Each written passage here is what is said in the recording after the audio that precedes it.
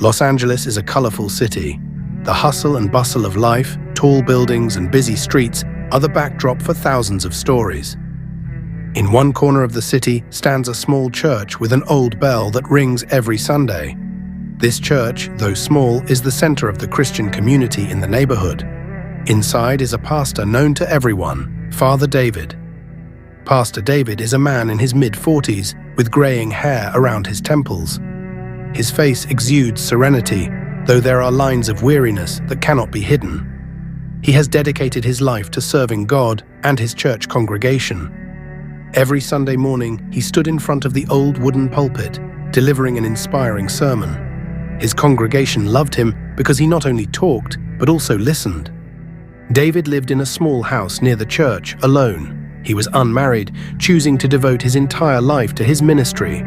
In his modest living room, there is a bookshelf filled with Bibles, theology books, and sermon notes he has written over the years. "I feel like this is my calling," David once told his friend James, a young man who often helped out at church. "I may not have a family, but this church is my family. The congregation is my children." James nodded with a smile. "You always say that, Father, and it's true. Everyone here loves you." David smiled a little. "That's what keeps me going. Sometimes I feel tired, James, but seeing them come every week, praying, singing, it gives me energy." David's days were filled with a simple but meaningful routine. Every morning, he would wake up early to pray and read the Bible. After that, he would walk to church, making sure everything was ready for the service. If there were any members of the congregation who were sick or in need of help, he would immediately help them. David would soon come to their home, bringing words of comfort. But there was one thing that always bothered him. Just across the street from his church stood a small mosque. It was a simple building with a green dome and a small minaret. David often saw people coming to the mosque, especially on Fridays. Sometimes he would hear the call to prayer, breaking the silence. However, David never spoke to the people in the mosque. "Don't they seem friendly? Is there any reason to be worried? Or maybe I'm just curious," David thought to himself. He often saw people in the mosque. They looked friendly. "Maybe we could try interacting with them," someone said to David. David just smiled thinly. "Maybe. But we have our own beliefs," he answered softly. "They have their own beliefs. I don't mix up the past and life. In that church, life goes on as usual." Amidst the extreme heat wave and wildfires burning around the city, the fires began to spread into residential areas. It started out like any other day in hot Los Angeles. The air was dry, and the sky was slightly hazy from the smoke from wildfires on the outskirts of the city. Pastor David had just finished giving a Sunday morning sermon in his small church. The congregation, although a little tired from the scorching weather, was still enthusiastic about singing one last hymn before going home. "Don't forget to keep praying for the safety of everyone affected by this fire," David told his congregation with a smile. "The warmth of God is always with us." Some of the congregation disturbed Sarah, a middle-aged mother who always sat in the front row. She asked, "Pastor, is there any news about the fire? Is it approaching us?" David shook his head.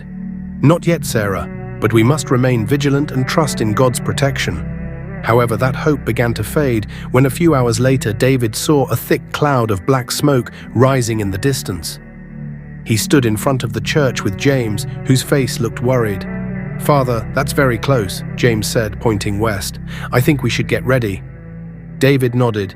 He immediately contacted his congregation via cell phone, asking them to find a safe place. Together with James, he tried to save important items in the church, including the large cross that always hung on the wall behind the altar. Within hours, the fire began to close in. Strong winds made the flames even more ferocious, spreading to homes in the surrounding neighborhood. Fire sirens blared, and the streets became chaotic. People ran carrying their belongings. They tried to save what they could. David stood in front of his church, looking at the building that had been the center of his life for years. He could not leave it. In his emptiness, he prayed desperately, "Lord, this is your house. Don't let the fire destroy it." However, the fire began to lick the walls of the church, starting from a small flame that slowly grew bigger. James came and pulled David's arm in panic. However, David remained rooted to the spot. He couldn't move. For him, leaving the church was the same as betraying his trust. In the end, James managed to take her away, albeit reluctantly. As David and James reached safety, they turned to see a heartbreaking sight.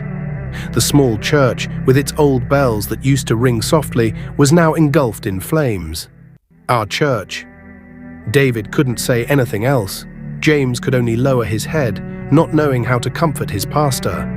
However, in the midst of their despair, something caught their attention. Just across the street, the small mosque they often saw stood strong without a single sign of damage. The fierce fire seemed to avoid the building. "How is that possible?" David muttered, his voice barely audible. James, who was also stunned, could only shake his head. I don't know, Father. It's like a miracle." David couldn't take his eyes off the mosque. He knew it was a simple building, with ordinary brick walls and a small, simple dome. Nothing special in terms of materials, but the fact was that the mosque remained intact amidst the ruins. Even the trees around it were unburned.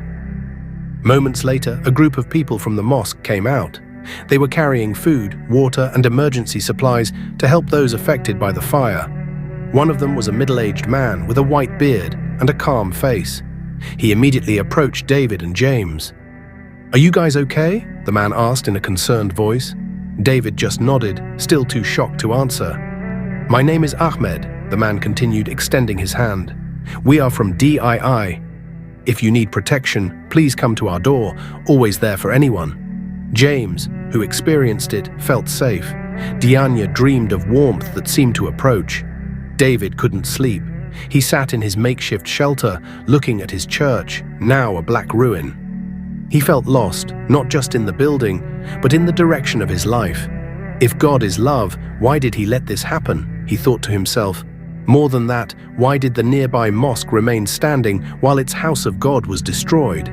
The night felt so long for Pastor David. He sat in one corner of the temporary shelter with the rest of his congregation. Outside, the remains of the fire were still visible, with the sky reddened by the reflection of distant embers. The wind carried the thick scent of burning wood. But amidst all the destruction, his mind remained focused on one thing: the mosque that had survived the fire. "How is this possible?" he whispered to himself.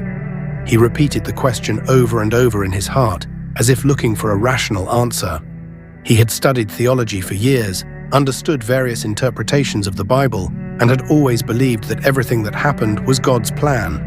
But this time, the plan felt so confusing. Sarah sat down next to him. She brought a cup of hot coffee and handed it to Father David. "You look very stressed. What's on your mind?" Sarah asked. "It's only our church that was destroyed. Many houses and buildings were also destroyed," answered Father David in a deep voice. "Why is this happening? What does God want?" Sarah asked again. "Is this a sign that God favors them? That our prayers are not strong enough?"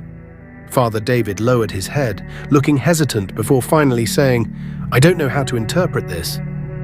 Sarah looked down, looking doubtful, before finally saying, Maybe God wants us to see something we've never seen before. Weren't we always taught not to close ourselves off to the wisdom outside?" David paused. Sarah's words echoed in his mind. The next day, David decided to return to the church site. Even though he knew what he would find, he felt he had to see it again with his own eyes. As he stood in front of the ruins of the church, the sense of loss hit him again like a great wave. The large cross he had saved earlier now leaned against one of the rubble walls. He picked up a piece of charcoal that had once been part of a congregation bench, then crushed it until it shattered in his hands.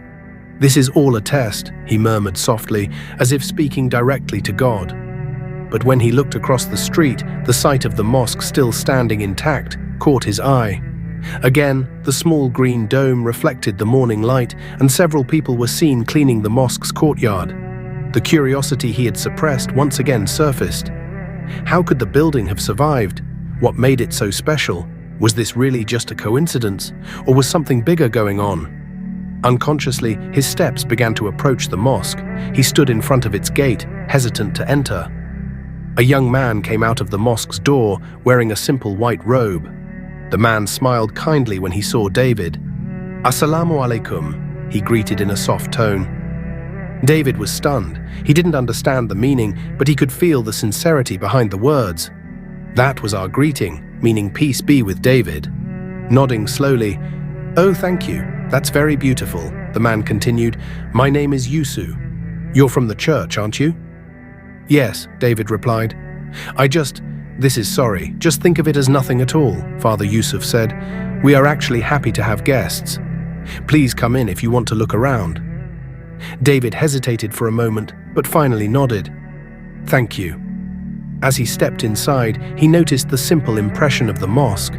There were no excessive ornaments, just clean green carpets, walls with verses of the Quran written in beautiful calligraphy, and a calm atmosphere. There he met Ahm, the imam of the mosque, who then offered to help. Ahmed greeted him with a friendly smile and said, "This isn't in." David felt calm amidst the silence of this mosque, especially from different religious communities. "Thank you, Ikhwan Ahmed. I hope I am not disturbing." "No, Samak," Ahmed replied, pointing to a nearby chair. "Please sit down. We're glad you came. We can talk about this." Ahmed took a deep breath before replying, "Honestly, Sheikh, I still can't stop thinking about how this mosque survived the fire. But what bothers me more is maybe this is more than just a normal occurrence. Maybe there is something God wants to show me, but I don't know what it is."